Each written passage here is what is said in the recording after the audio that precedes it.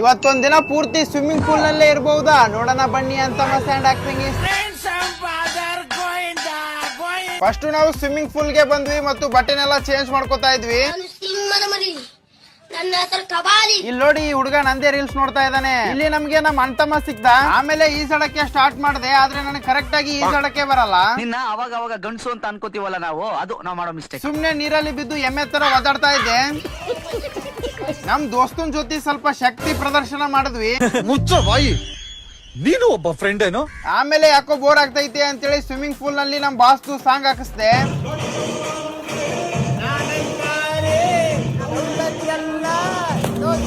Time pass ಆಗ್ತಾ ಇಲ್ಲ ಅಂತೇಳಿ ಡ್ಯಾನ್ಸ್ ಮಾಡಕ್ ಸ್ಟಾರ್ಟ್ ಮಾಡಿದೆ. ಮಧ್ಯಾಹ್ನ 1 ಗಂಟೆ ಆಗಿತ್ತು, ಹೊಟ್ಟೆ ಬೇರೆ ತುಂಬಾ ಹಶು ಆಗ್ತಿತ್ತು. ಅವಾಗ್ಲೇ ನಮ್ ಫ್ರೆಂಡ್ ಬಂದ್ಬಿಟ್ಟು ವಡಾಪಾವ್ ಮತ್ತೆ ಚಿಪ್ಸ್ ಅನ್ನ ತಂದು ಕೊಟ್ಟ. ಅದನ್ನೆಲ್ಲ ತಿಂದು ಮುಗಿಸಿದ್ವಿ. 2 ನಿಮಿಷಕ್ಕೂ ಏನಾದ್ರೂ ನೀನ್ ತಿಂತಿರ್ಬೇಕು, ಲೇಟ್ ಆಗಿ ಸಾಯ್ಬೋದು ಅಂತ ಹೇಳಿದಾರೆ ಡಾಕ್ಟರ್ ನನಗೆ. ಆಮೇಲೆ ಈ ಚಿಕ್ಕ ಮಕ್ಳ ಜೊತೆ ಸ್ವಲ್ಪ ಆಟ ಆಡದೆ.